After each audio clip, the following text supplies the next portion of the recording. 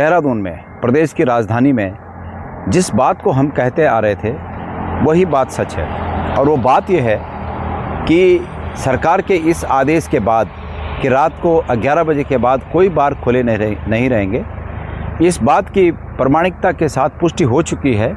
और उस पुष्टि में पुलिस के मुख्य अधिकारी ही शामिल हैं, जिससे ये बात प्रमाणित हो गई है कि रात को 12:30-1 बजे तक अवैध तरीके से राजपुर रोड पर बार चलते हैं। मामला ये है, बड़ा दिलचस्प मामला है कि पुलिस के आईजी लेवल के एक अधिकारी, जो कि तथाकथित रूप से प्रदेश में मुख्यमंत्री जी के राजनीतिक सहयोगी बने हुए हैं, वो रात को 12:30 बजे तक किसी बार में थे।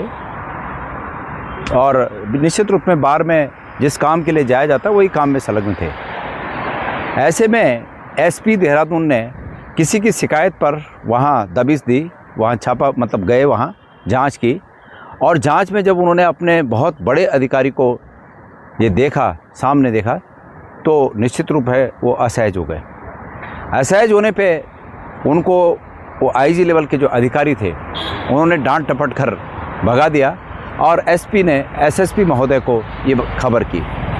एसएसपी बाद में मौके पर आए और कुल मिलाकर ये इस बात को प्रमाणित करता है कि हम ये कहते थे कि पुलिस विभाग, पुलिस के तथाकथित जो आईजी हैं, वो सरकार के राजनीतिक कामों में हस्तक्षेप के बदले अपने सहूलियत के लिए, अपने ऐशो आराम के लिए, अपने निजी हितों की रक्षा के लिए वो भी अपने इस टास्क पर लगे हुए हैं। ये इस बात को प्रमाणित करता है। ये इस बात को प्रमाणित करता है कि एक ब्रिगेडियर साहब जोशी जी की मृत्यु ये बारों के चक्कर में, और उन बारों में अगले दिन रात को जो आपस में गैंगों की एक दूसरे से दुश्मनी होती है और अगले दिन आपस में उनमें गोली चलती हैं, उसी का परिणाम था कि एक पूर्व अधिकारी फौज के वो अपनी जान गंवा बैठे।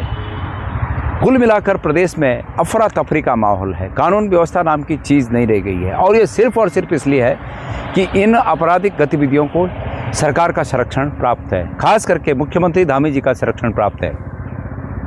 ऐसी स्थिति में मैं फिर सरकार से ये कहना चाहता हूँ कि सरकार इस बात का संज्ञान ले कि सरकार जिन चीज़ों के लिए चुनी जाती है, सरकार उस पर ध्यान दे।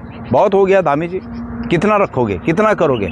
इसलिए चूँकि अधिकारी अगर राजनीतिक कामों में लगते हैं तो मुख्यमंत्री भी उनके एहसान तले दब जाते हैं, और ये उसी का परिणाम है, एक दूसरे की चमड़ी बचाना। ये मुख्यमंत्री जी की चमड़ी बचा रहे हैं और मुख्यमंत्री जी अब इनकी चमड़ी बचा रहे हैं।